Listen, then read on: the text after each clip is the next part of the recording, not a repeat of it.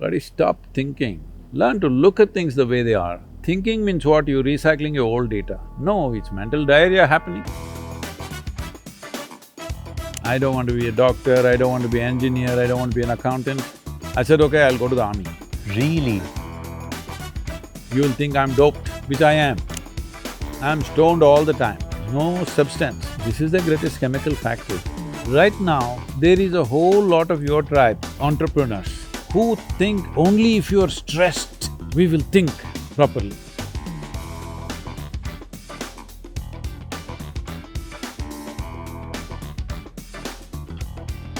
Welcome to Hindustan Times presents The Impossible Show, the incredible stories of Bharat ke superheroes.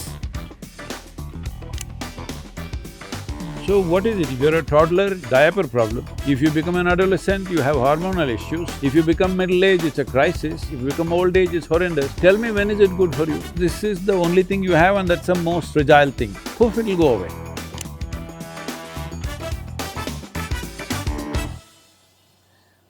I must say that what you've built here is incredible. I had the great honor to be across the ashram.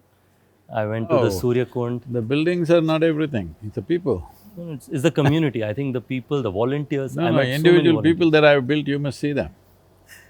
That's my work, not the buildings. Buildings are there, but only to service the people, isn't it? शुरू करें? స్వామి గారు నమస్కారం. నమస్కారం. సద్గురు గారు బాగా ఉన్నారా? బాగున్నాను కదా. ఐపీఎల్ చూస్తున్నారా? ఐపీఎల్ చూస్తున్నారా? ఒకే ఒక మ్యాచ్ చూశానండి. ఎలాగా ఉన్నది మ్యాచ్? మ్యాచ్ ఎలాగా ఉన్నది? మ్యాచ్ ఏం లేదండి, అంత ఒకే టీము. మీరు ఫేవరెట్ టీమ్ చెన్నై ఉంది? నా ఫేవరెట్ టీమ్ క్రికెట్ అండి.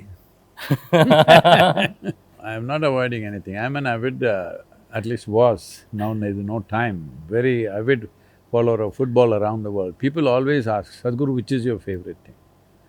I don't look at a match like that. Even when I watch cricket, I'm not looking at the score, I'm watching ball to ball. Because that's where the game is. Yeah, yeah. Score is a childish arithmetic. Yes, it matters, somebody wins, somebody loses, but for me, every ball, how it's being done and how it's bowled, how it's hit, how it's fielded, I'm watching this. If they're doing it well, I enjoy it. I don't care who they are, I won't even know who they are. This is an excellent start in my mind, because in today's world of social media, unfortunately the score and who's your favorite team. That's because they don't know the game. They don't know nothing about the game. Because they have not watched test matches and the nuances of cricket, there's so many nuances to the game, which is very unique compared to any other game. But these people have all probably grown up just watching T20. They think they don't know the difference between baseball and cricket. Hit the ball, run and score and count the numbers. This is very simplistic. I think enjoying the game for what it is in my view something that I believe will give so much peace on X and Instagram, where team clubs have become the single biggest matter of fight. So I am so happy you're saying this. So Sadhguru, let's now go to a little bit lighter question. Sadhguru, inka bike నడిపిస్తున్నారా? ఇప్పుడు వచ్చాను కదండి బైక్లో.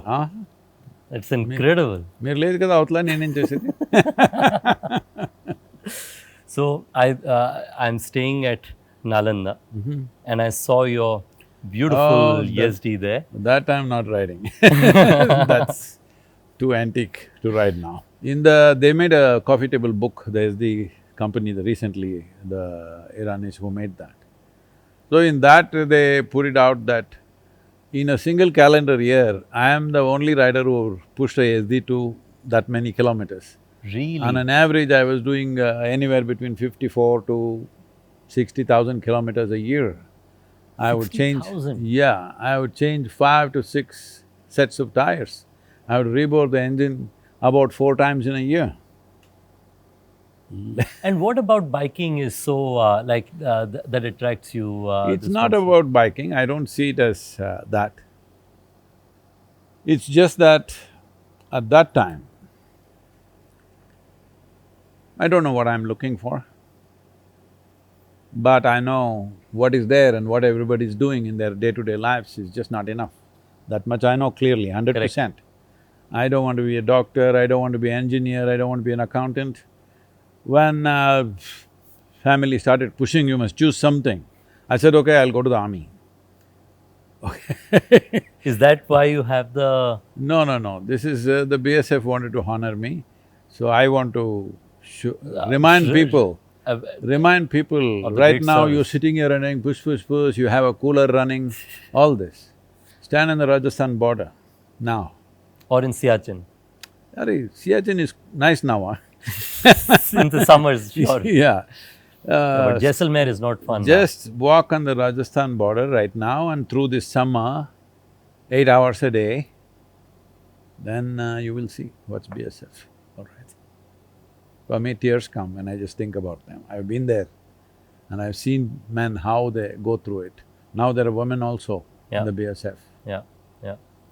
So Sadhguru, going back to your story, your parents pushed you to find out something. No, no, they're not wanting me to find out anything. They want me to do something which is already found out. Because that's what is safe.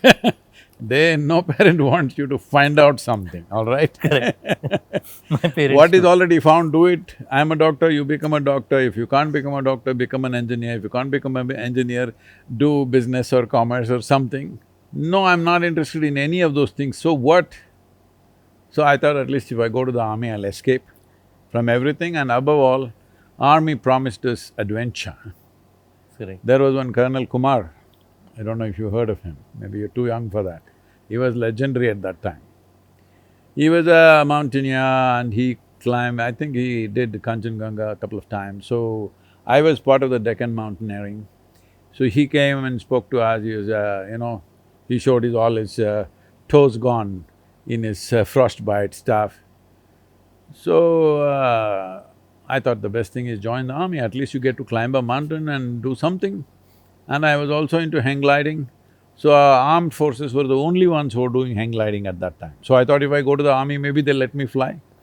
Maybe they would just make me do this, I don't know, but that was a dream.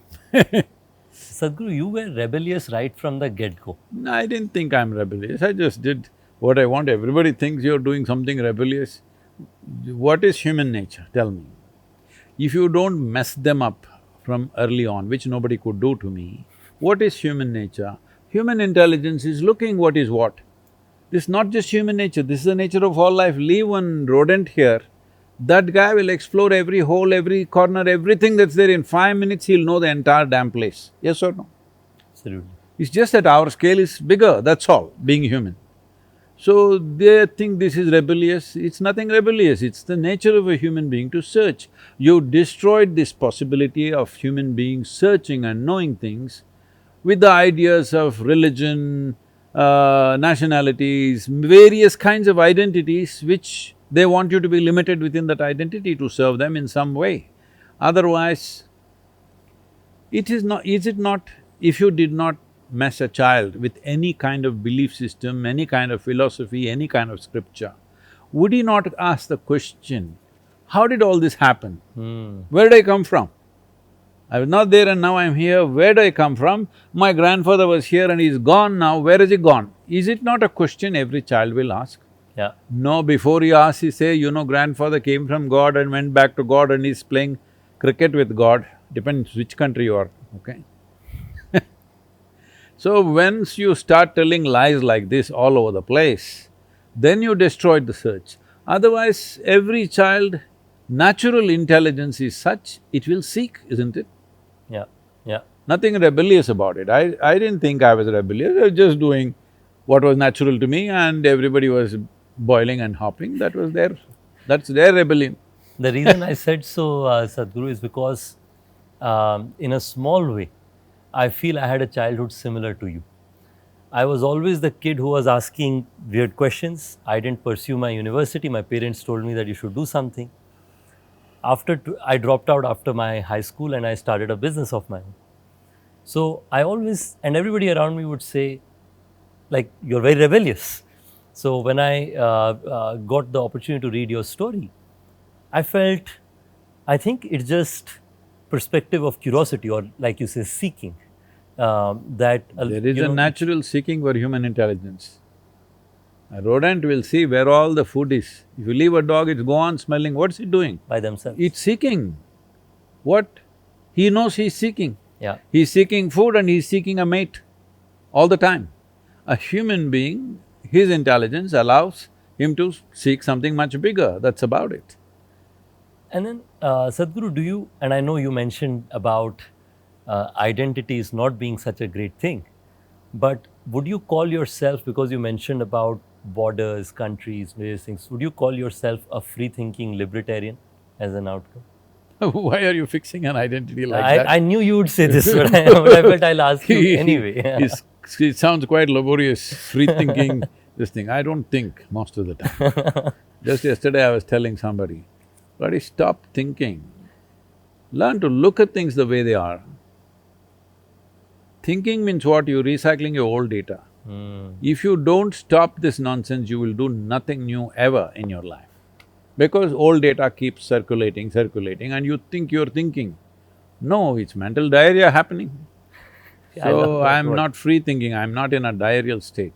When I want to think, I think consciously, You look at otherwise… it and see it for what it is. Isn't that how you perceive life? Is there some other way? Like you said, that is what human behavior is, naturally.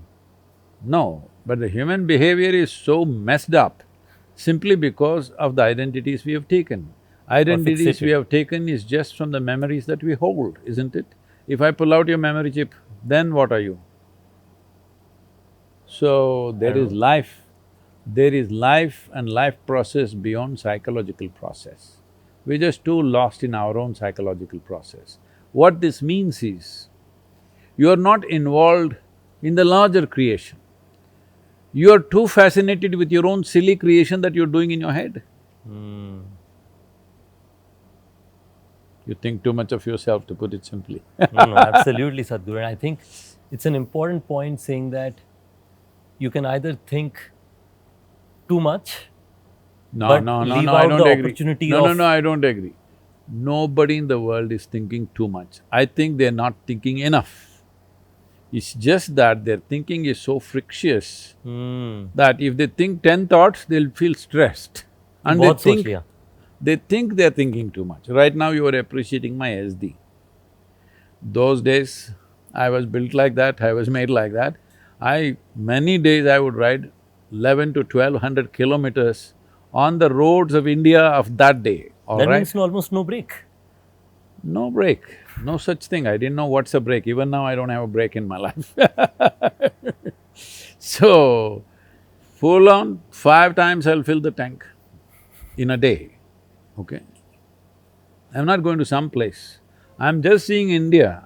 I've absorbed India like that, without any pride or prejudice about it, simply absorbed India the way it is. No biases, nothing, just seeing people. No, just seeing. Never checked into any Oyo hotel or nothing. I just went and introduced myself and stayed in somebody's house in the village. Some people welcomed me and may give me a small place, some people said sleep outside. Oh, so you just basically were wandering. So when you're riding, if you had to sleep somewhere in the day, you just go knock a door and ask for help. Sometimes, if I'm short of food, I go to places where people will offer me some food and some place to sleep sometimes no. Otherwise I'll climb up a tree and sleep on the tree. Probably I'm the only one who could sleep soundly upon my motorcycle. I'd slept on my motorcycle. You slept on your motorcycle for a night? There's no full night for me. Even now there's no full night. If I sleep for a couple of hours, I'm fine. That's enough. That's incredible, Sadhguru. So Sadhguru, I think… Sorry, I'm switching gears to talk a little bit about… losing direction. Yeah. It's called not switching gears. Switching gears means we're speeding up. That's a good way to put it. No, switching gears means we're going faster. In the same direction. Ah. No, we have to… I think we are going to change direction. We need to do the handlebar or the steering wheel, depends what you're… We are going to do the handlebar on the other side. So, Sadhguru, let's talk a little bit about education. We are here at Jnanashala, the home school. For those of our viewers, Jnan in Tamil means, if I understand it right, Gyan, which is knowledge, So we are at Jnanashala. What inspired you to bring this, Sadhguru? I also got the opportunity to speak to some of your students. They have a fascinating perspective, I and hope they have something nice to say. they had all great things to say. They had all great things to say. So, what inspired you to build this? See, when I went to school, there are many aspects, I don't want to go into everything. Much has been spoken already about my, what to say… Childhood. lack of schooling kind of thing. But one thing I noticed was, I have a billion questions, like a cloud hanging around me. Anybody I see, I will torture them with questions, but you see almost nobody has any genuine answer. They'll all quote something. So nobody says, what is my experience of life and this is what it is, this is what I've realized, this is what I've gleaned from life. No, they said this book says this, that man said this is a great man, he said that. So essentially all of them are trying to establish an authority. Nobody is interested in truth. Authority is the truth in their life. God said it, some sage or saint said it, God's son said it, God's messenger said it, my guru said it, my father said it. Doesn't matter what said, you're trying to establish an authority. I'm not interested in that. I'm interested in the truth. Do you have even a tiny bit of truth for me? No. Yeah. You're quoting and quoting nonsense. So when I went and saw in the school, I could figure out what they're talking, not of great importance to me. But the important thing is, essentially they were talking something which doesn't mean a damn thing to them. There were a few teachers who stood out. They were talking something that matters to them. I don't care whether it's physics, chemistry, mathematics, English, this, that, whatever. But I'm willing to listen to somebody only if it means something to someone. They're talking something that means something to them. You think it's great nonsense and you're telling me, I'm not interested. Even today, people ask me, Sadhguru, where is this patience from?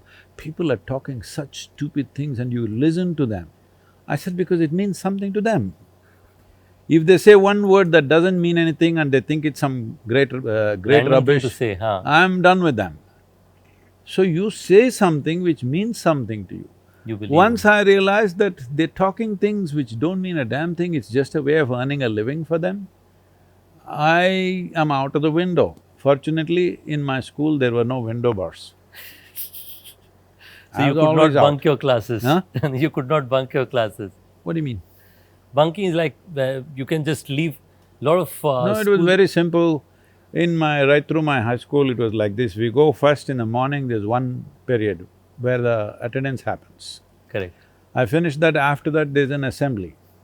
Assembly time, I take out my socks and keep it in my pocket. They say, get out. That's all. I went to the lake, I swam, I caught fish, ate. I went on the mango trees, I caught snakes, I did all kinds of things, birds. You found a way to be asked out of the class. See, it was legal. I didn't run Just away. about legal. So Sadhguru, you talked about snakes. I grew up in a place called Raigada in Odisha, Andhra Pradesh borders. That's how I know Telugu. I know Raigad, You know about Raigada? very connected to Raigad. That's incredible. So our place has 80% forest cover, as you would know, Sadhguru. So our house, all the time there would be some snake or the other that will be found, right? So we got used to having snakes, right? Like we were not like scared of having snakes, which is what you see typically in urban town, or some people think if there's a snake you should be very scared. But I see the significance of Naga in the ashram in Nalanda. We were just seeing that even behind the doors, the chitkani, even that had Naga on it. What is your relationship with snakes and Naga? The important thing is, in the development of human consciousness, in the development of human intelligence, one significant stage is that of a reptile. In your brain, because you didn't go to school, I'm explaining all these things. Thank you, Sadhguru. I came here for wisdom anyway, and you invited me to Jnanashala at this beautiful courtyard, so I thought might as well. So, in your brain, there is a small fist-sized brain which is called the reptilian brain. In human brain itself. Yes, yes. I said, you're human, right? Yeah, of course. So, there's a reptilian brain. This brain is not a thinking brain. It does everything automatic. In a large capacity, most of the things you are is in this. The trouble that you create for yourself is in the rest of the cerebral cerebral flower that's come above over that. This allows you to think, this allows you to project, this allows you to do things. But your entire survival process, your motor skills, everything is in the reptilian brain. It's automatic brain. And that is most important. If that doesn't function, this one is nothing. This is the fluff. We can do a lot with fluff, of course. I'm not saying fluff in a negative way, but it's like in the brain, if you look at it, it's like the fluff. So, because generally in this civilization it was never so, because after the Europeans came, because they did not know anything more than their thought. They had no insights, they had no, deeper ways of divining things. For them, free thinking became like liberation, because they grew up and they lived and they suffered religious persecution like nobody. That if you think anything other than what's written in the book, you're dead.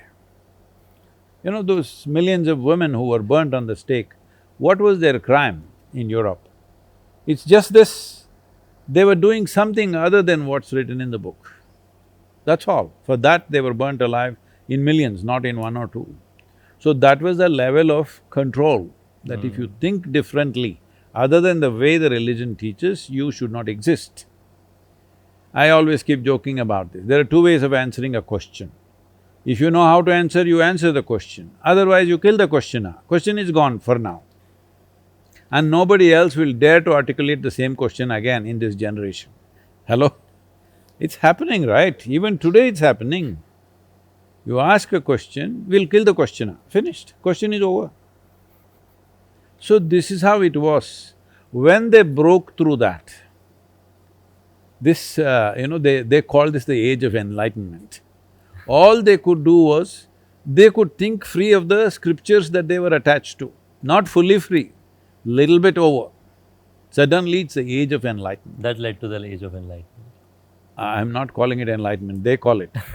So-called. In this civilization, we've never attached much significance to human thought, because human thought is just recycling of existing data.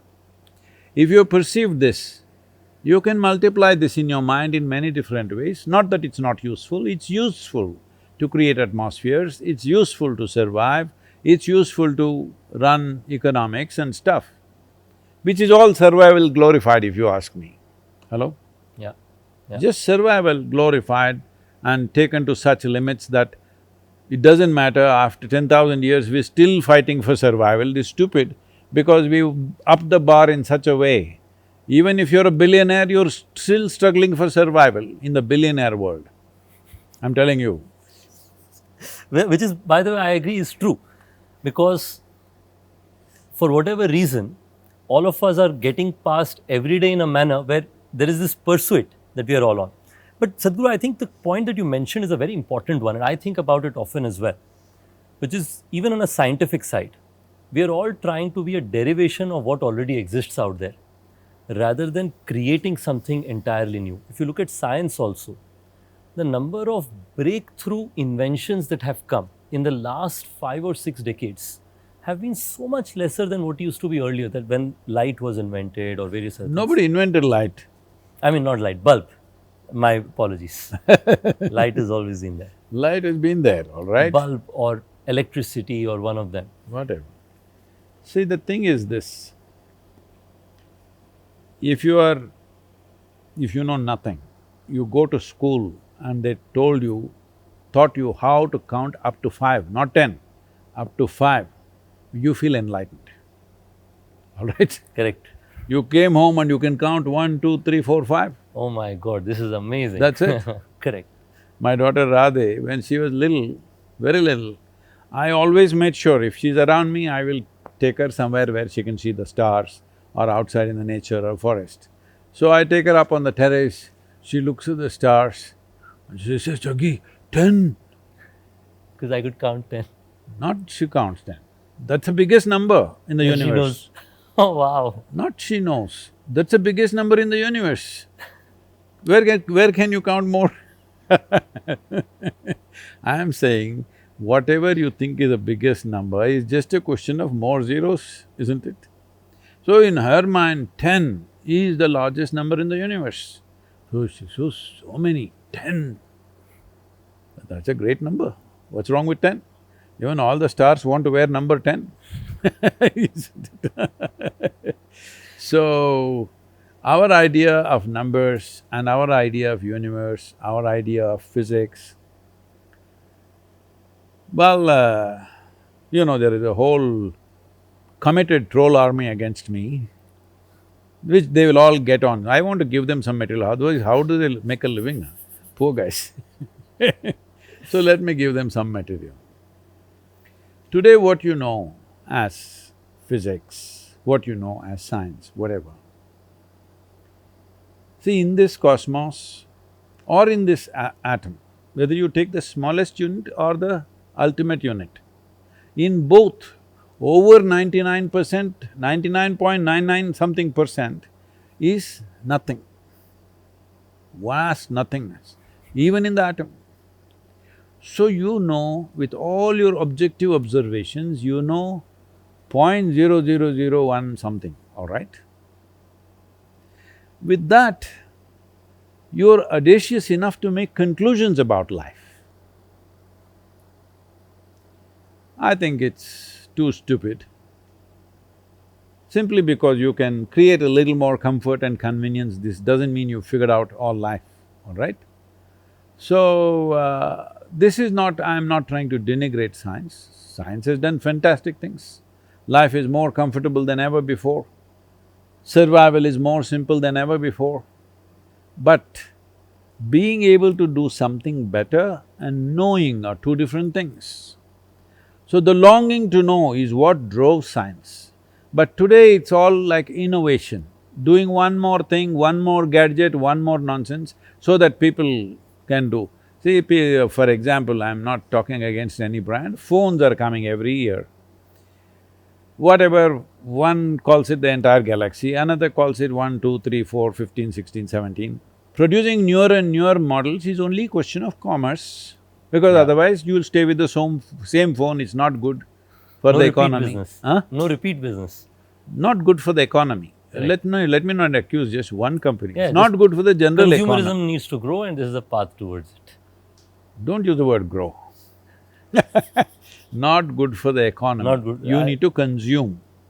At the same time, we crib that ecology, all right? Leave that aside. But the important thing is, there's no real longing to know. That's a very small band of scientists, tiny. Rest are all thinking what research will give them funding. It's all about funding. Very unfortunate, but it's all about funding. Oh, how can we do without fund? That is true also. I'm saying, it's like when commerce gets into science, when commerce drives science, that's not science for me. Yeah. When commerce drives spiritual process, that's not spiritual process for me. People who do not know, I'm talking to the troll army, which they'll come with you anyway. I'm just telling them, many years ago, we formed Isha Foundation and Isha Business. Our people said, Sadhguru, this is too up in the face. Isha Business, what is this? I said, this is how it is with me. Foundation will never do business. Business will not do dana dharma, it will do business. You're not in terms with it, it's up to you. For me, this has to be clear. Spiritual process will not be handled as business. And you'd rather disclose it and talk about it upfront rather than try and do it in What is the point? Correct. I agree with you. The Isha Business will not do dana dharma, they're looking for profit. And foundation will not look for Foundation will not do business, they're just looking how to get it across to people. profit. Yeah, yeah. So Sadhguru, I think this is a good segue. I'm an entrepreneur. My Segway, they have not returned, it went to service, it didn't come back. So I love your specific views on different automobiles. So No, it went for repair and the damn thing is not they come never back at returned all. it back to you because they're worried that bike is okay. So, so Sadhguru, one of the questions I have, or at least I believe, that there is a structural difference between a business person and an entrepreneur. I believe so. A business person is running a business, understand? In my view, entrepreneur is someone who has a purpose beyond the commerce. There is commerce. You slapping your own back too much, man, it'll turn red. I'm trying, Sadhguru. This is an effort for some time. So, from your perspective, like from my perspective, I see you as an entrepreneur who saw that there is a purpose in bringing better living and better life for a lot of people, and it has to be done sustainably. Because if it is not done sustainably, it won't last for a long period of time. And that's how you combine these two initiatives. When you were starting back in the day, I read about your story, whatever I have read little. I think that the information is more, so I may have missed it, so I apologize. You already had a thriving business, so actually left a business to start Isha Foundation. How did you have the courage, and what did you not get scared of the risk that something like that comes with? You can call it business, is there no fear about this, no fear… I don't operate out of fear because I don't see how a man can lose anything in this life. Because you come with nothing, you'll go with nothing. One who's come with nothing, what can he lose? Oh, what about money, what about this? Arey, there's a way around those things. For every problem, there is a solution. It's just that you get tangled up in the problem. You're not looking at the problem, you're getting tangled in the problem. Your psychological mess you think is real. Actual situation is only one or two situations. In your mind, they will multiply into many. Let me put it like this. This happened when in 2008, when the West at least was going into recession. In 2008, India did not go into a recession because we had not climbed at all to fall. South Korea fell big time, US and Europe took some big hits. India, some people were saying, oh, we did not fall, we are the strongest economy. I said, you have to climb to fall down. If you don't climb, you won't fall, of course. We were a much smaller economy. Yes, very small. So there was no place to fall. So when this happened, everybody was in black mood and I was asked to do certain things in the economic forum, leave that alone. There's this thing that happened, an American delegation went to China because they're trying to expand business there. In China? Yeah, those are not the tariff days. Because they want to find some new market and do something because recession is beginning to set in. Export, find a new market. Yeah. So all the Americans are looking billionaires, but crestfallen. The same was happening in Davos also. They're crestfallen because a few billions down they are. Just a number game. Yeah. It's nowhere are billions, all right, it's just in your mind. So this Chinese guy, very wise guy, he did this in a hotel lobby. He brought one chair and put it in front of a mirror.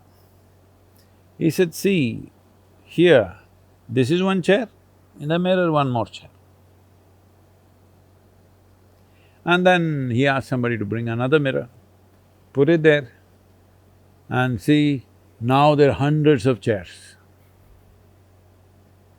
If you lose these hundreds of chairs, no problem, as long as you have this chair. It's the only chair you actually had. So this is all in our mind, this loss will happen, that loss will happen. I don't see it that way. I don't see life as success and failure.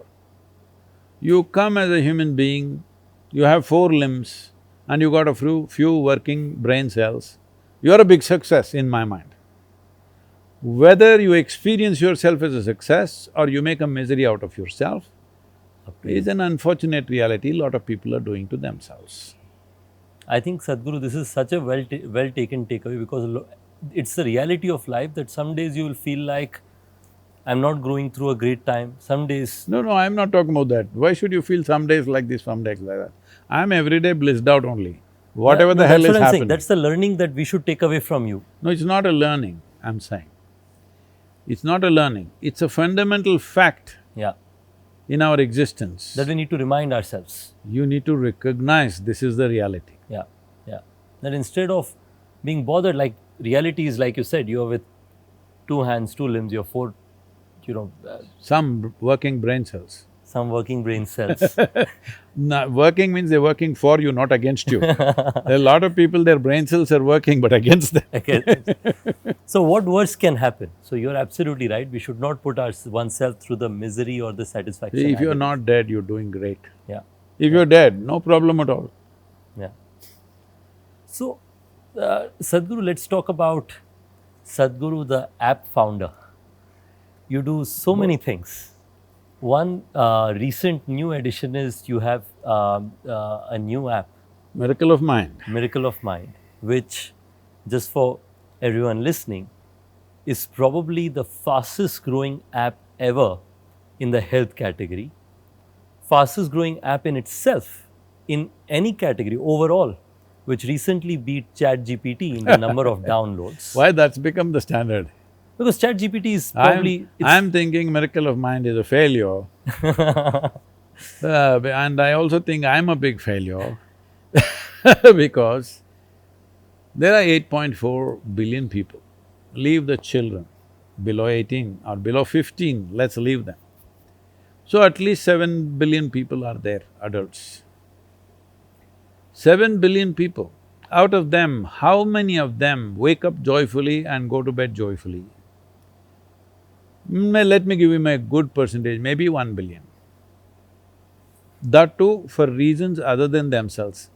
Today, I beat you up, so I am going to bed happy. Today, I made money and you lost money, so I am going to bed happy. Today, I ran a race and I am first and you are nothing. This is how people are joyful, unfortunately. They're just enjoying other people's failures, essentially. How many are actually simply joyfully going to bed? Very small number. just blissful as it is. Maybe it's in millions, but still very small number. Others are going happy or this thing because they're drunk or they're drugged or something, they're using chemicals to feel little like this and go unconscious. They don't know. In unconsciousness, you neither know misery nor joy, all right? Both are gone. So, essentially, when there are 7 billion eligible people, little more than 2 million enroll, and I don't think it's a success. It's spoken truly like a entrepreneur, Sadhguru, because for an entrepreneur, the most important is how many people's lives let me you can take make away it. that word because I think calling myself an entrepreneur would be a bit ugly, so I will tell you like this. Do you want to do a venture in your life or an adventure in your life? An Oh, that's a adventure… good way to compare, huh? Venture or adventure. Yeah. I love it. If you do a venture, you're counting money. How do you count money? I have little less money than you, so you feel very happy. You're making $1 billion a day, but I made 2 billion, you'll become unhappy. Look at this. Your joy is not about yourself, your joy is everybody should be doing badly. That's the only thing. Adventure means you choose something which is not necessarily safe, Yeah. could be dangerous. Dangerous means you lose money, I don't think it's very dangerous. You could lose your life. Well, losing money could lead to that one way or the other. You could lose your life one way or the other because this is the only thing you have and that's the most fragile thing. Poof, it'll go away. You're breathing. Yeah. In, out, inhalation, exhalation, inhalation, exhalation, inhalation, exhalation. Next inhalation did not happen, you're gone. Yeah. Not a trace. Wherever we search, you will not be there. Nahi milegi. That fragile. And it's the only thing you have. Tell me what else you have? Nothing. That's Nothing. it. Rest is all imagination. Yeah. The only thing you have. The only thing you have is like you're playing yo-yo with it. If you stop it, you will die. Yeah. If you play, you know you will die. This is the beauty of life. Guru, you said such an intense things with so much happiness. But I'll tell you this, I think your blissfulness and your perspective of adventure, I think it starts with your biking. the more I think about it, because when you're No, no, I biking, cycled across South India at also, one time. But then I added a motor to it. but it's such a, you're like, if you think about it that simply, that's all you have. That's all you have. It's not you think about it, that's all you have. That's the fact. Whether you think or you don't Don't think, think. whether you have a That's brain the or reality. you have no brain, that's all you got. The only miracle that you know is the human mind. Yeah. But where is all the human misery manufactured in the world? In Delhi? Huh? Same place. In the human mind. In the human mind. So this mind, which could be a miracle, now has become misery manufacturing place. This is simply because you don't know how to hold it. Hmm. When I say you don't know how to hold it, if I ask you a simple question, do you want your intellect or mind to be sharp or blunt? Choose, I'm going to bless you. Sharp. Sharp, you asked for it. So if if you're given something very sharp, let's say we gave you a knife which is super sharp, now how you hold it, you must be very conscious. Careful. Conscious, Yeah. not careful. Conscious, that's right. Careful comes, your mother will tell you, be careful. So like this people go on, why? Because if I give you a sharp knife, you must know which is blade, which is handle, first of all. Correct. You hold the blade side and please hold it firmly means you held it tight, well, it'll cut through your hand. Or you held it the right way but you are little la la la la la la like this, intestines will come out, either yours or somebody else's. Yes or no? Yes. Why we don't give a knife to a child's hand is not because the knife is dangerous, because the child is not conscious enough, his body is not stable enough. So we are warning him. Knife has never been dangerous. Yeah, you ever heard of a knife jumping and stabbing somebody? Did it ever happen? So depending on whose hands it is, And how conscious they are. if a certain hand holds it, this knife can save a life. If another kind of hand holds it, it can take a life. Another hand holds it, it can produce a meal at least. I'm saying, knife by itself has no intent. You can use it any way, which way you want. Similarly with your intelligence, you can use it any which way you want. I can use it to poke you, or I can poke myself, or I can bring well-being to both. This is a choice that you have every moment. You're making all the wrong choices and you think something wrong with the mind, you think something wrong with the world, you think something wrong with somebody who's sitting in front of you. No, the only thing is, your intelligence is not working for you, it's working against you. You can call it any number of names. People call it stress, anxiety, this one, that one, that one, all these things are being made normal now. Doctors are also saying, this is very normal, you're anxious, I am also anxious, no problem. Both of us like this only, it's very normal to be anxious. Correct. So what is it? If you're a toddler, you have a diaper problem. If you become an adolescent, you have hormonal issues. If you become middle age, it's a crisis. If you become old age, it's horrendous. Tell me, when is it good for you? Everything is a problem. You're seeing life as a problem because your mind is not working for you, it's working against you. How to make people understand, not only understand, give them tools to make their mind in such a way that it's a miracle. There are various ways to look at it. One simple thing is, now, only now, in the last 3, 4, 5 years' time, so-called modern science. See, science is neither modern nor ancient. Science is when you look at something the way it is and in some way systematize your understanding and also able to express Explain it to others. express it to the world, it becomes science. You didn't invent science, there is neither ancient science nor modern science. People keep asking me, Sadhguru, such ancient wisdom you have. Arey, God damn it, very ancient wisdom. We need wisdom which is contemporary. You're millennial, Sadhguru. What do you mean? I've been across 2 millenniums, which one do you think? No, millennial is a thing that people who are born after the 90s are called. Millennials, we just I know all these things. See, as if there are not enough segregations in the name I'm of… sorry, I have to get out of the identities. In the I'm name sorry, of I'm labeling you so many color, times. creed, race, religion, nationality, nonsense, every kind. Now you guys want to segment one generation into 10 No, no, parts. Sadhguru, मैं तो आपको कह रहा हूँ, you're the same generation. There is no difference. But I want to hear the full thing, that what you were explaining, because that's a very thoughtful perspective that you shared, What? which is science is just what you see, and you can systemize it and communicate See, with if you pay enough attention to anything, you will see more than what others are seeing. Right now, the plant is putting up a lot of leaves and flowers. You can only look at that and wow, somebody painted it green. No, then you look at it, these brown tubes which are going, which don't even look alive, it's full of sap, Yeah. it's going into the earth, then you know there is soil. It doesn't take any knowledge, it just takes To identify. observation, attention. Without the keenness of attention, you will live and die on the surface of life. So science is trying to little fathom the physical world. But as we already said, the physical world is 0.000 something, that's all there is. This is modern science saying this, all right?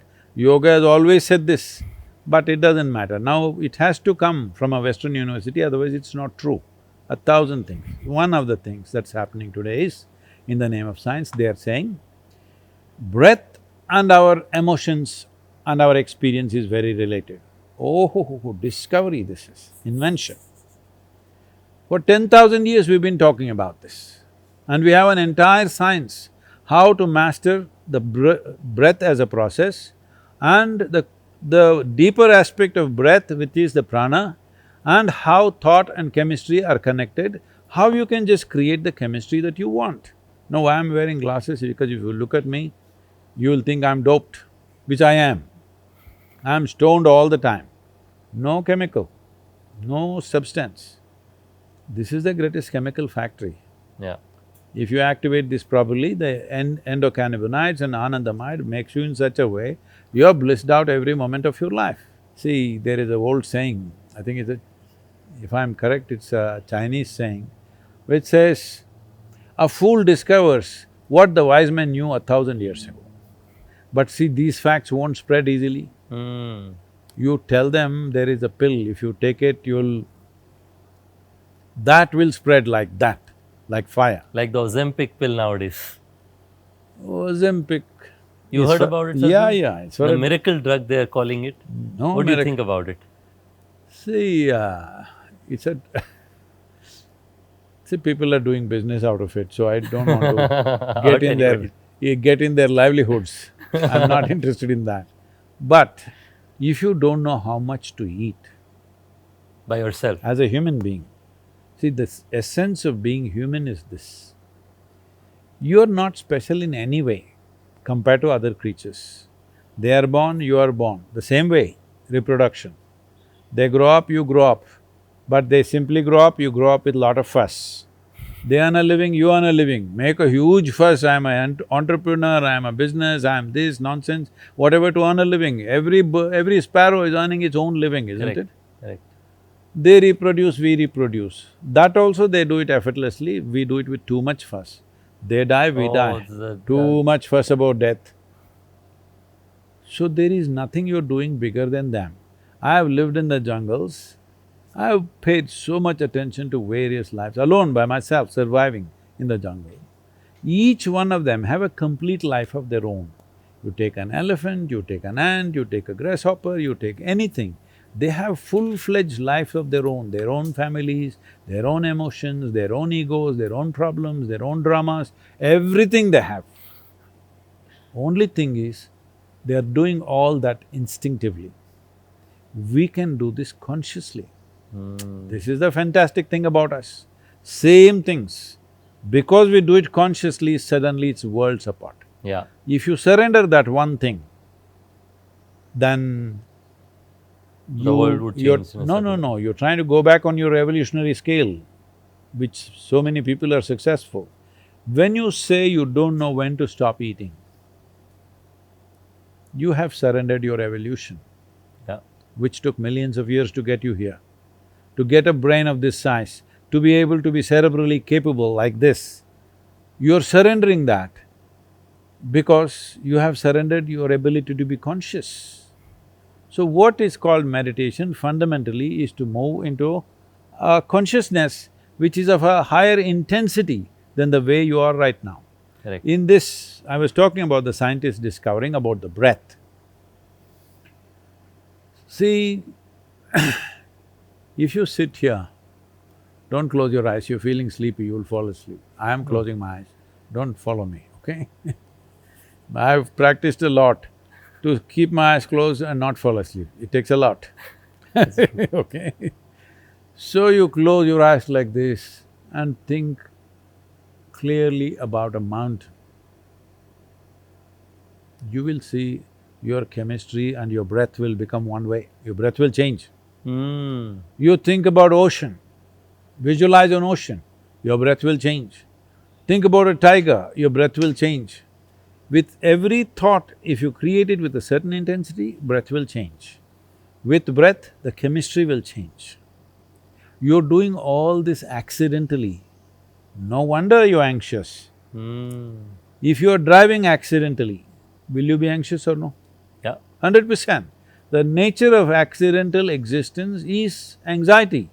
Now when you say anxiety is normal, you're admitting you're living accidentally. Accidentally. This is a crime against humanity. And our evolution. Yes, the crime against humanity means the human project on this planet is millions of years old. From a single-celled animal to make you this complex and sophisticated, it's taken tremendous amount of research and development. You can dismiss it off as one word, evolution, but it is thousands and thousands of iterations nature has done Process. to get you to this place. But now, you're surrendering that as if it's worthless because you've not realized the worth of being born as a human being. So, Sadhguru, I'm switching to a different question, which is university and its perspective in education. You of course went through different paths in your… I went to the university. You went to… I went to the garden only. And I did not go to university at all. But you're so wise today, Sadhguru, like you have… Like when I went… Whoever told you university gives you wisdom? And I think that's what I want to talk about. I want to talk about how did you pursue wisdom? Because when I went across the ashram, then a level of details that have gone in is unparalleled. We went to Devi Mandir, for example. There we saw the Trishul is at 11 degree. So at absolutely every single place there is We a are level sitting of… on 11 degrees, you know that? We are at 11 degrees latitude. See, when the planet spins, it's not spinning like this straight, it's little tilted. tilted. Oh, that's 11 degrees. No, that's not. Because it's tilted, the centrifugal force is highest at 11 degrees. We are sitting bang on 11 degrees because that's where we wanted the Dhyana Linga. That's incredible. So how do you know all of this, Sadhguru, that like the amount of details you have applied in the ashram, like how do you get that, how did you get that knowledge? Generally I've lived on this planet. Though I've been a vagabond all over the place, I lived on this planet mostly. So whatever is happening, I pay attention to it. And so you'd say traveling and paying attention to whatever you saw. No, I wouldn't even say traveling. Right now you're sitting here. Is it hard for you to notice that it's pretty warm No, for a March month? It's pretty… So you notice temperature variations. correct. If we pour some hot oil on you, will you know or you won't know? I would know for sure. You would know. I'm asking these questions because the body can get into that level of insensitivity. Even if you put your foot in hot oil, you may not know, even if you're alive. Body can become like that. Yes, neurologically, it can become that dull. So you are pretty good, you know hot oil and you know hot summer. But So- I think it's a… No, let me finish. Yeah, please, I'm So curious. similarly, there are various other aspects, not just temperature. See, if you have temperature, that is, you have fever, Yeah. you know, isn't it? Yes. You don't need a thermometer. You just know. You just know. To know the exact number you may have, but very easily you can, so you're below 100 or over 100, you can easily know, Yeah. yes or no? If you're crossing 104 something, then you know you're in a bad condition. Yeah. Thermometer is only… Indicator. No, Specific no. number you have to identify. Thermometer comes from your childhood. Whether you're saying, I have temperature because you don't want to go to school, or the parents are checking whether really temperature is there or not. Similarly, a doctor is checking, really how much is your temperature. He doesn't want to go by your experience, because human subjectivity is little like that. So similarly, apart from temperature, there are other aspects. There are upsurges of energy in your body, what's happening. So if you go to some place, if that place is, let's say, 11 degrees latitude, your body will feel different. You don't notice that because you're OYO. You're calculating, can I start a New hotel? business. Can I start a hotel in Isha Yoga Center? You're welcome. Which I already have thought, by the way. I'm already welcoming you. Thank you. You can. And also new businesses, maybe you want to become a brick manufacturer, maybe you want to become a snake catcher, we don't know what. But I'm saying your mind is looking for those kind of opportunities and missing the fundamental opportunity, because your focus is different. I'm not trying to say Yeah, yeah, yeah. less or more. Focus is different. Depending upon what is it that you want to get to, you're noticing those things. If I'm in agriculture, which I am, if I go anywhere, first thing I see is the soil. How is it? What can you do here? Because if you see the soil, you know whether people will live well here or not. It's as simple as that. Correct. So, similarly, like, there is a Kannada saying, it's said in a certain way, if a beautiful woman passes by, the tailor only looks at the blouse. He's only looking Because at the that's his job. blouse. Huh? That's his job. His interest is that. You came to the yoga center, you're looking where to build the hotel. Sadhguru, I'll tell you, I spoke to numerous volunteers and I asked them what inspired them, because they have, like a lot of them, right, like come from excellent backgrounds, and all of them said… You thinking I did come from excellent No, background? you came from… No, I came from incredible my background. mother's womb, that's the best background. That's the best background, and all of us came from there. But they all said, I asked them, what inspired you to be here at the Seva? And all of them said… Don't use that word, I don't like that word. I don't like people who are doing seva here. We call this karma sadhana, it's your karma.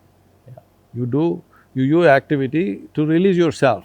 You don't do seva to me. That's right. I'm not in that condition, I need your service. So that's a karma sadhana, which is a… I hear you, that it's the right way to put it. They all say that they felt so touched by you that they want many other people to experience the same. From your perspective, what inspires thousands of volunteers from all across the world to come in and do karma sadhana?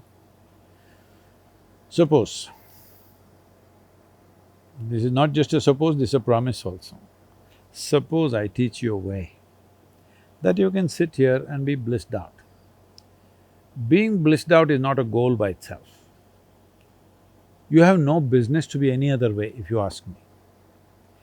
If you are in a pleasant state of mind, there is enough science to tell you, only when you're in a pleasant state of mind, your body and your brains work at their best.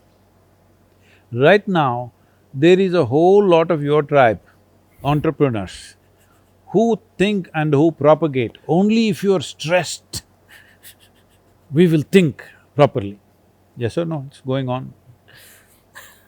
There are different views, yes. It's going on. People are trying to legitimize their suffering. Religious people also doing this. Only those who really suffer will find God. All the best. If you think at the end of your life, somebody is going to give you a medal for your suffering, all the best. I don't want that medal. I want to be in my happy place. You plus take the medal, I give it to you, my medal also I'll give it to you, suffer double. It's up to you. I don't want to suffer and get a medal in the end because it's the dumbest thing to do. Using your intelligence to poke yourself like this is the dumbest thing to do. But if you think there is some intelligence in that, there is some benefit in misery, you have the benefit. I don't want that benefit. Enjoy.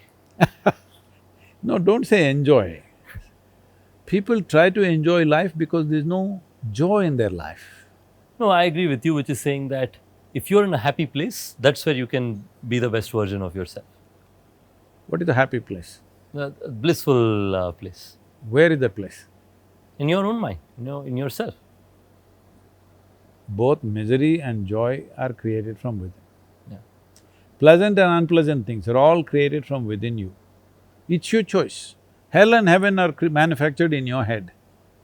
It's your choice where you want to live. You can manufacture both and keep it. If you come, I'll put you in hell. Just joking, man. Please don't. I will sit in heaven.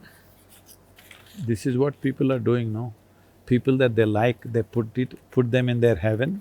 People that they don't like, they put them in their hell, yes or no? Every day? Yeah. That's what they're doing. That you're in a good place, you're in not. So I am saying there is no place. There is no good place, there is no bad place. Both are made up by you. At least make up something the way you want. Why are you making up things that you don't want? If you're in a pleasant state of mind, your body and your brains work better. When your body and mind works better, will you do your business better? Of course. Definitely, isn't it? 100%. Yes. You may not want to be spiritual, doesn't matter to me, because if you use your body and mind consciously, I see that you're spiritual enough. You don't want to go to heaven, I appreciate that, because the worst crime that's been committed on humanity is this, that people said, this is not the place to live, there's another better place to go. This is the worst crime been committed upon humanity. That crime must collapse because this is the place. Do you have any proof that you're not already in heaven and making a mess out of it? No? Maybe this is it. What maybe this is it?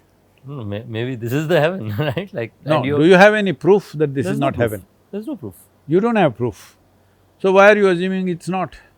At least from whatever science and astronomy we know today, at least in the known universe, there is no better celestial body than planet Earth. Yes or no? That's right. You want to live on the moon? Now they're saying they didn't even land. You want to live on the Mars? There's some oxygen, I believe. You want to go there? You want to live in Jupiter and get burnt? Mars someday, but when it is fully civilized, right? Like now I'm happy. What is the best celestial body That's Earth. that we have seen? Today, Earth is the best celestial body. So, why do you say this is not heaven? Sadhguru, I know we are coming to the end of the time. I've been shown sign a couple of times on the clock. So, no. So, your relationship with nature, Sadhguru. I grew up close to nature myself, but nowhere as close to your love.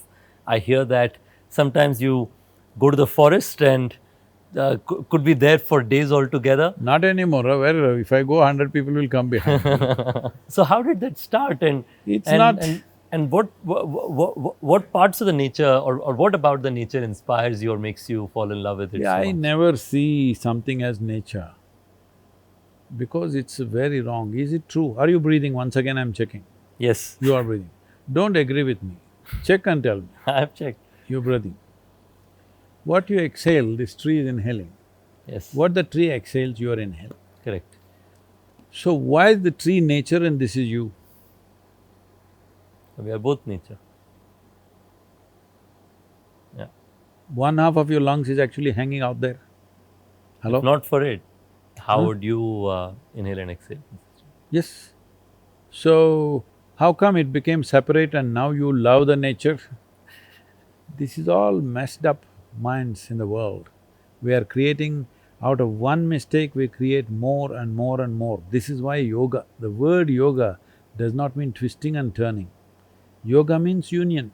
Union means you consciously obliterated the boundaries of your individuality, because your individuality is purely a psychological phenomenon. Existentially, can you cut yourself off from this? No, no chance. Not just in terms of breath. Every cell in the body is in communication with everything. Every atom in here is in communication with the whole existence. It's happening all the time. If they don't communicate, you're done right now. Right now. There are trillions of organisms here which are in communication with things that are around us. Today they're slowly accepting there is gut biome, there is this, that, there is biome even in your brain, all this. We've been talking about it for 1,000 years, you know. I'm saying in the yogic culture they're talking about, well, in the Jain documents, you're a Jain, are you? No. No. Among the Jains, there are clear-cut documents where they're saying anujivis, Yes, I've atomic… heard that. atomic life. That Oh, means… Anujeevi is atomic life, yes. the microscopic life, that's what they're saying, you can't see it, but they're there. Yes. So, all this is in connection, life is happening one phenomena. You are so messed up in your head, you think you are a separate phenomena by yourself. Simply because nature gave you a certain level of cerebral capability, you are completely lost in that.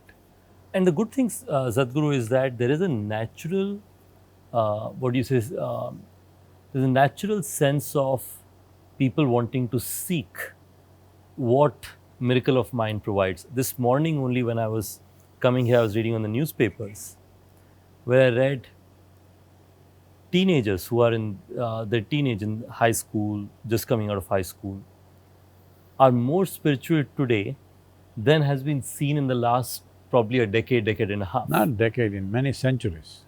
See, when I was 12, 15, there was no way anybody could make me watch a spiritual damn video, all right? No way. But these kids are. So I'm saying the awareness has grown in a certain way. I must tell you another statistic. Early on when we started the programs, 80 to 85% of the people came to the programs mainly for physical issues, they have health issues. Yeah. So they come because the reputation has spread, if you do this yoga, health will get better. So 85%. Hypertension, something. Something. Today, only about 8 to 12% come for health reasons. All others come because they want to know something, they want to experience something. Tremendous change in 40 years' time. This is a fantastic opportunity because many great beings have come. When they spoke, hardly 10 people could hear. When we have something that we can sit here and reach the entire world, if you think you have something valuable, if you don't make it reach everybody, it's an opportunity. you don't lost. have enough love in your heart. Yeah, yeah, maybe… You are always that's true. thinking opportunity. I'm saying you don't… Yeah, if you have love in surrendered heart, your humanity Yeah. in some way. If I have water in this well and everybody here is thirsty, I think it's not my business and I just sit here. Yeah, It's lack of humanity, isn't it? Yeah, This is just like absolutely. that. For every problem that you are creating in your life, be very careful, I'm choosing my words very carefully. For every problem that you are creating in your life, problems are not dropping upon you like these seeds from the tree, okay? they're being created. They're being created by you. Created by you. We have a solution, we have tools with which you can find solutions. But if I don't offer it, if I don't make enough noise about it, if you want, come and get it, otherwise I'll sit in my mountain cave. I think it's surrendering humanity, Yeah. which I don't wish to do right now. At some point I may do it, I may just withdraw and that's the end of it. Because I'm not active because I need to be active. If I close my eyes, I can sit here till I fall dead. I'm made like this. I'm active because it's needed. If the people are not able to make use of it, I'll go where I have to But you go. also, like, it shows, and our Prime Minister, Honorable Prime Minister Modi has, he's made dramatic strides in many ecosystems. One of them has also been about mental well being. From your perspective, what has this government done which is great in the pursuit of mental well being so far, and what would you expect them to do in the next, let's say, 5 or 10 years, in 5 years, in terms of making further positive difference? See, before we come to what the government has done, as we've repeatedly gone through, your suffering and your joy are your making. Correct. The fundamental ethos of this civilization is your life is your karma. That means your life is your making. This is the only civilization on the planet which told you your life is your making. Everybody else, everywhere else, they told you that your life is made by God from somewhere. This is the only place where they told you your life is your making. Your making.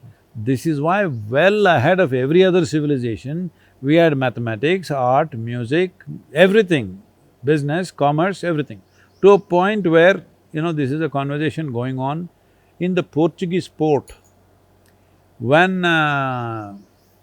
somewhere in 1600s, I think, I'm not clear about the date, somewhere there, 16 or 1700s, they are saying, if you want to learn trading and business, go to Cambay, where business is a science, not just counting money, it's a science.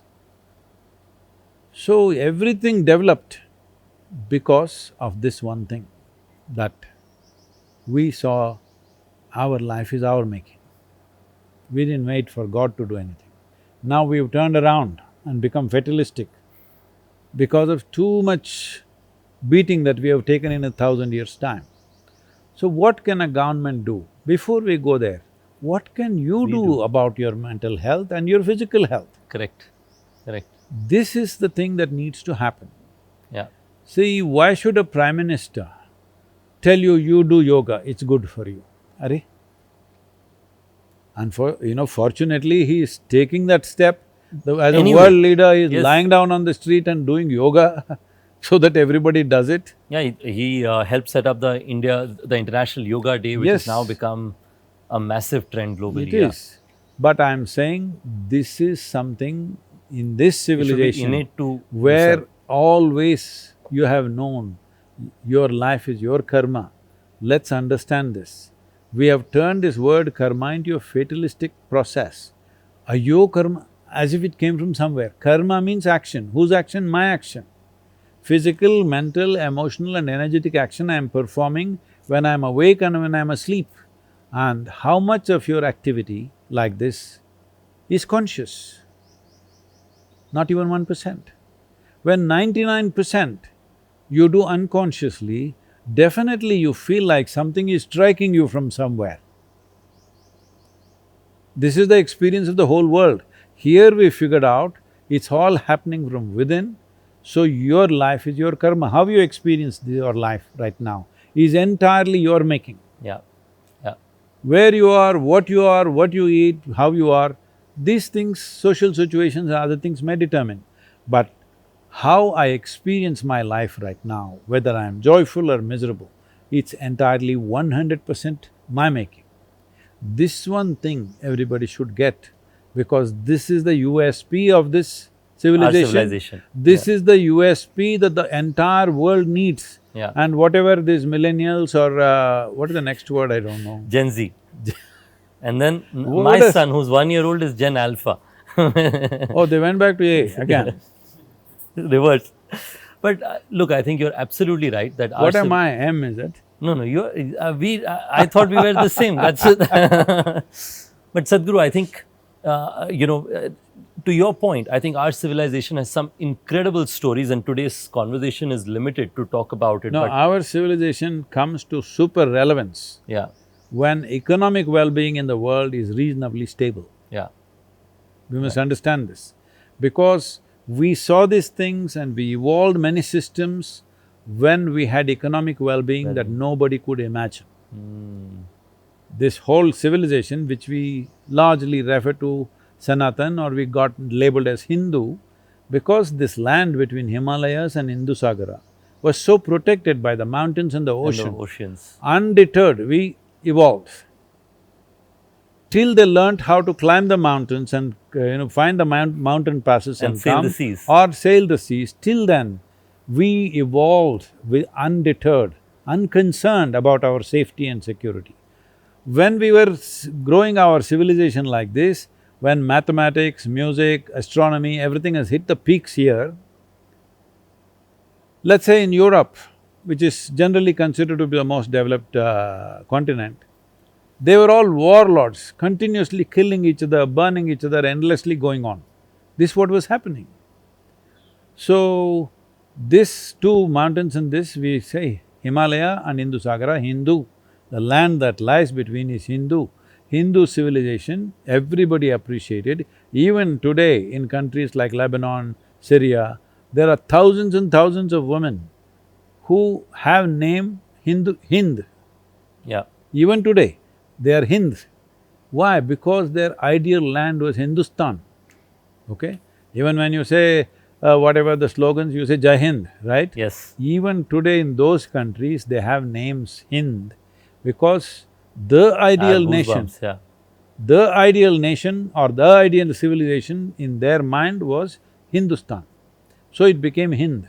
So today, for whatever reasons, for economic reasons and technology, everybody wants to go to America, United States of America. Yeah.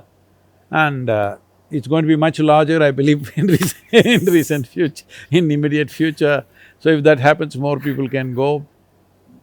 You you can open a hotel in… We have 2,000 in US now, Sadhguru. No, you can open in Greenland. Sadhguru, we have business there already, but but that said, I think it's a controversial topic today. But I must say, I think the respect for our civilization, Sadhguru, is there with the best in the world. I think when I meet entrepreneurs in the Except US, here. I think we got to appreciate our own civilization a lot more. That I would accept with you. That I'd agree with you. And I think also the yogic science that, again, I was listening to how a lot of it was applied. I think a lot of those are 101, they're first principles that have existed for a long time. But See, we call this Sanatan, you know why? Sanatan means eternal. Eternal. eternal.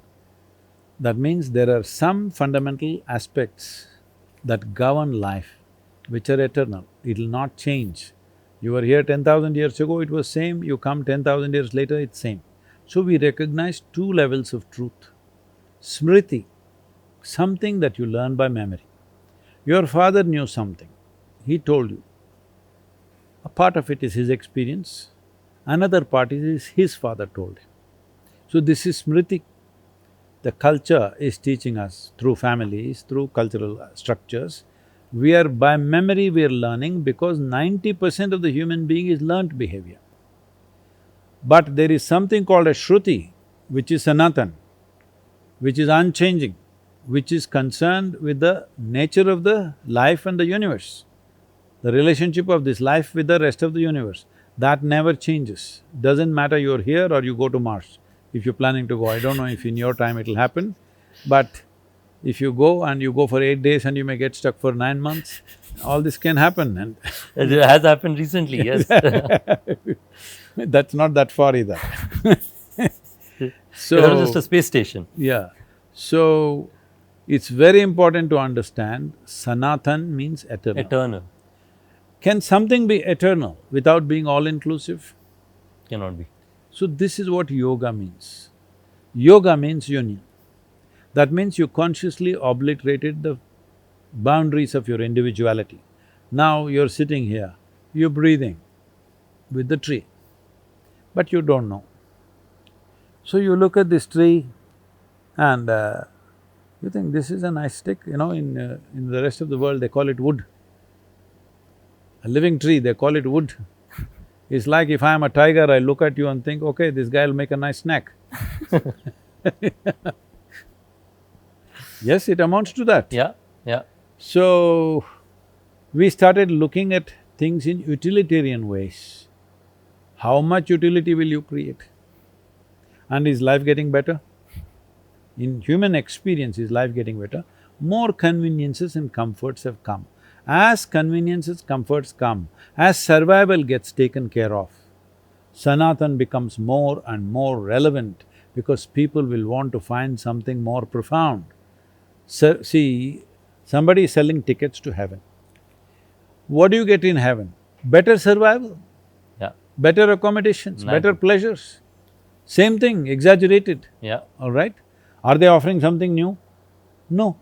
So this is why economic well-being is most important for Sanatan, because only then people will be competent enough to look at something more profound. So Otherwise, they'll think only of survival, survival, survival and better survival. So our civilization is tailor-made for a high quality, like for Viksit Bharat. Yes. Because that's where our civilization's Yes. learnings and knowledge become the most relevant. What you call as Sanatan, this is a little… I get the right-wing trolls, it's all right. What you call as Sanatan is a mass application of yogic sciences, which gets diluted and little distorted, but still it's fundamentally yogic sciences. It's still So Sanat… there's deep science at the heart Yes, of the Sanatan. eternal perspective. Just Yes. See, Sanatan. when you say Sanatan, you're saying eternal. It's a Yeah. positive way of Yeah. presenting it. When we say yoga, we are talking about union. Yeah, Union means you have to obliterate your boundaries, otherwise there's no union. yeah, If you obliterate your boundaries, you are boundless yeah, and you're eternal. What is boundless is eternal. We are not talking two different things. But yoga as a science, everybody may not have the necessary application, so we made it mass application. When you mass apply something, it will definitely get diluted, many times distorted over a period of time. Especially if there are not enough people to keep on correcting the distortions, distortions will happen. I'll tell you something as simple, this will anger many people, because anyway we are today in the mood, let's do it. So if you say something, everybody in India, not outside, in India, outside the country they can do whatever. Within this country, everybody is starting off, Om. The simple sound is this. If you keep your mouth open and push the air out, it'll do If you start closing it down, it'll do ooh. If you close it, it becomes This is the sound.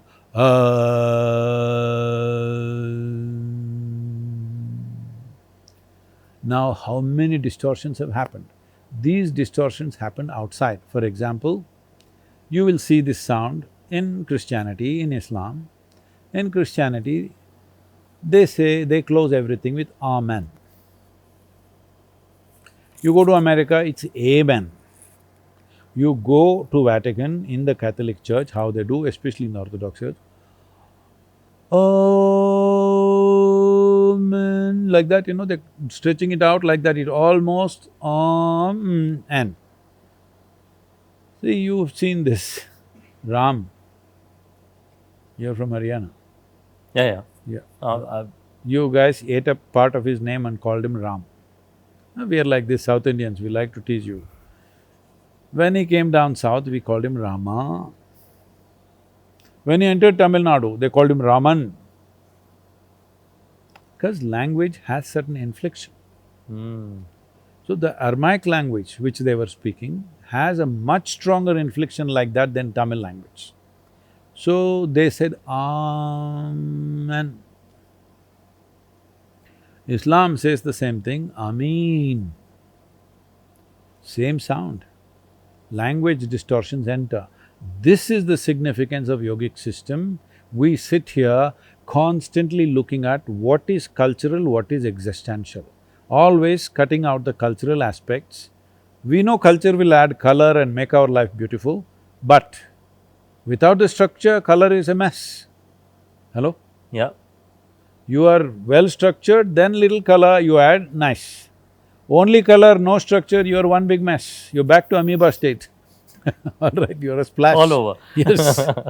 So, to maintain the structure, we keep cleaning it off, cultural inputs that will happen, language inputs that will happen. This is my work because for a few hundred years, nobody has done the proper cleaning. I have this onerous task, that I'll be accused of all kinds of things, he doesn't know what is Sanatan, he's not read a scripture, he's this, he's that, all kinds of things, because I'm constantly cleaning up cutting out the cultural aspects. Not that I don't like culture, I love the culture, it's colorful as it comes. But color, if you get lost in color, You you'll got to get the structure, blinded. and color is an Yes. addition. Color is like makeup. Little makeup is nice. If you paint yourself head to toe in red, it won't be good. I agree. I knew that, Sadhguru. Sadhguru, I think it's been fascinating. I actually could go much longer, but I think, I see you have a lot of questions that you copy. yeah, but I didn't see a single one of them, because all of these left for themselves, because you had such a fascinating perspective on everything, that out of my curiosity, going back to how we started, I kept trying to seek from everything I could get from you. So thank you so much, Sadhguru. I Thank think you. for me, Namaskaram and all the best for you. and the millions who will watch, I think they will take away so much. I think today's generation, like you said, now more than ever before. Hey, what do you mean? I am also today only, huh? No, I mean, You're talking to me like I'm dead. in today's world, Huh. they need to have a happy feeling, a happy time, a happy place, a blissful state, as we said, and that's in our mind. So I hope this helps them get there. Thank you, Sadhguru, for making the time and speaking to Namaskar. our millions of viewers.